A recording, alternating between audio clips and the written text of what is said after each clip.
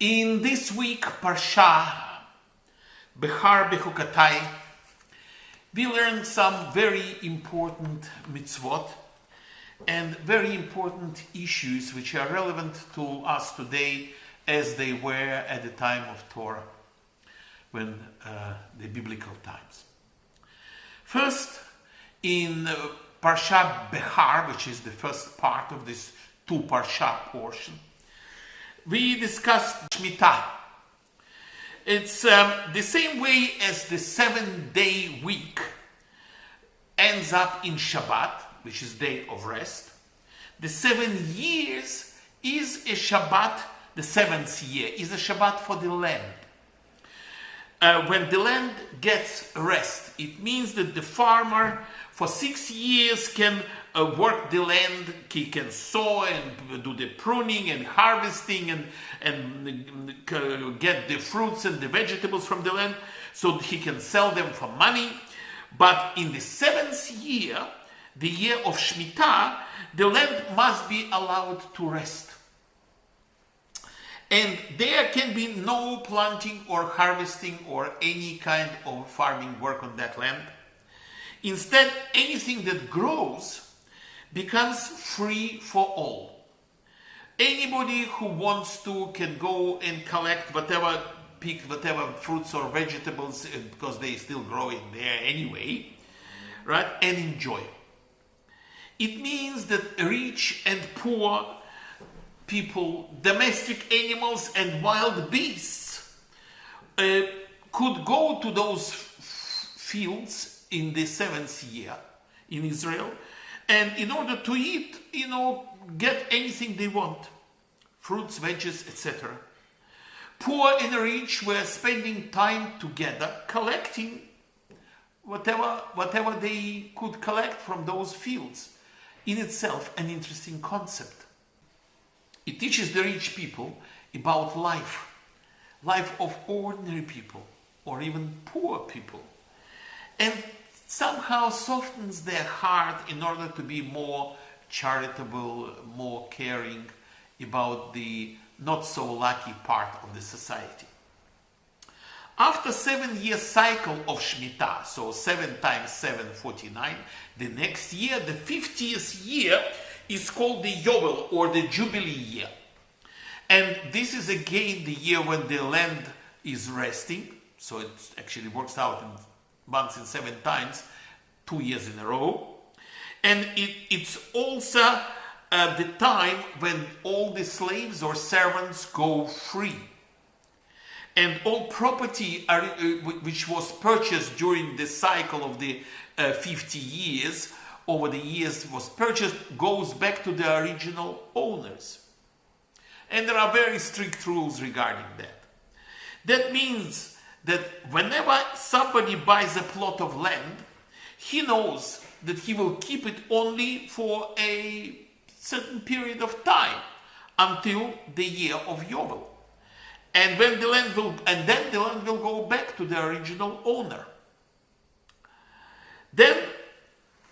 And that is basically addressing issues of distribution of wealth. We will come to that in a few minutes. Then there is Parsha Bechukotai, my laws. And we read, God says, if we keep Torah and do the mitzvot, rain will come when we need it to make the crops grow. There will be enough food for everybody. We will eat until we are satisfied. We will have peace and security in the land. No wild beasts or armies will pass through the land. We will be successful in our battles and victorious over enemies much larger than ours. With armies much larger than ours. And God will be with us. Unfortunately, then Torah tells us that if the people don't keep the commandments and forget about the agreement with God, then many unfortunate things will take place. A lot of suffering will take place. But even if God is angry at the Jews and he must punish them, he will never forget or abandon them. That's what the portion concludes with. And that's what we Jewish people really cherish and believe that.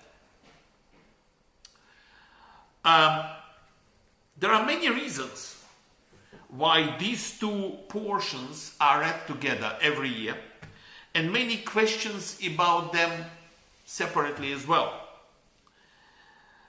In Parsha Behar, we learn about the Shemitah, allowing the land to rest, and an opportunity for the community to get together, regardless of their status, wealth, or intellect, or whatever their social cycle is. Isn't that a wonderful Torah concept about, first of all, nature conservation, as well as developing connections between different layers of the community? The Yovel, the Jubilee year concept, goes even further, explaining how to achieve freedom for all and equitable distribution of wealth. Only in a society where ownership of property is not permanent and one cannot take everything out of the wealth or all the community resources forever, without any regard for others, for himself, in this case, people can avoid jealousy, war, suffering. Only in such a society can people learn to share their wealth, nurture the poor alongside everyone else, relieve debt and even hunger, and respect the fundamental human right to be free. The sabbatical year was the guarantor of the ultimate fulfillment of the justice that Torah teaches us in practice, in everyday life. And it was a justice that embraced not only fellow human beings, but the land itself and all life, everything what was alive. We also learn in this parsha that it's forbidden to charge your friends or relatives interest on the money. That means that when we lend someone money, we can't make a profit from it. Rather, all loans must be free, and the person only has to pay back exactly the amount he or she has borrowed from you. That means that money is not an object we need to accumulate as a consequence of all of this. Why? Because it's simply a system of calculating values of goods and services. Not more and not less. As well as we must be honest with each other in business. Try not to cheat on your clients in your business. In Behar Bechukotai, it's as if Hashem is saying to us, in Behar, in that first part, I just explained to you what kind of civilization you have to build, I want you to build. And now, in Bechukotai, I am giving you the laws. Follow Torah commandments. That's as if he says, follow the Torah commandments, building this kind of civilization, and everything will be wonderful for all. Everybody will be happy, everything will be absolutely terrific. But if you don't follow my commandments, then he says the Armageddon scenario is coming your way, unfortunately. And I don't want to go into the depths of the descriptions, which are very long actually in this parsha, very detailed, and they are horrible. Unfortunately, we managed to build, particularly in the 20th and 21st centuries, an aggressive, competitive, consumer society, which is definitely not what Hashem wants us to build.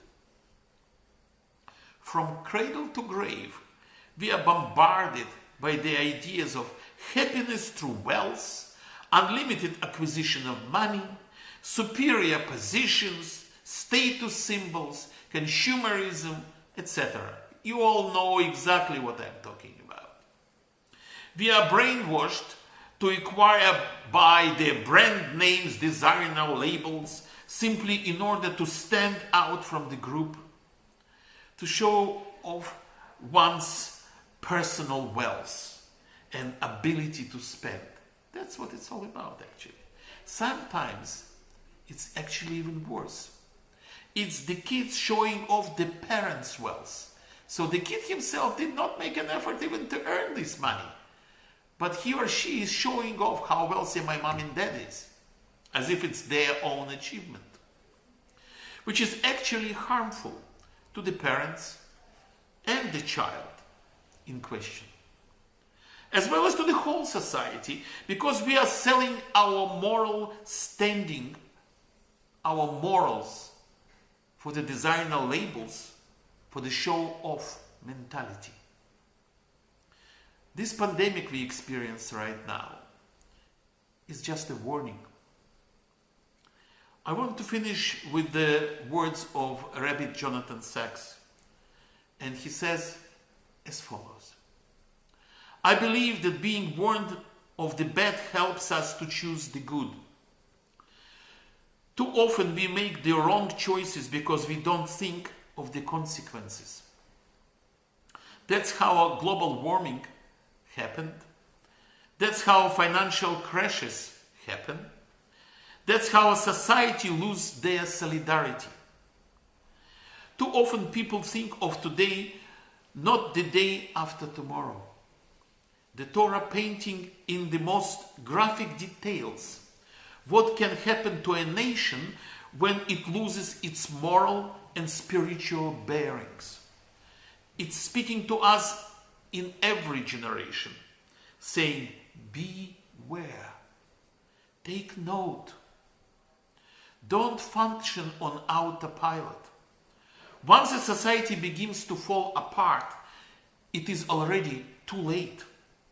Avoid the bad, choose the good. Think long and choose the road that leads to blessings. Shabbat Shalom.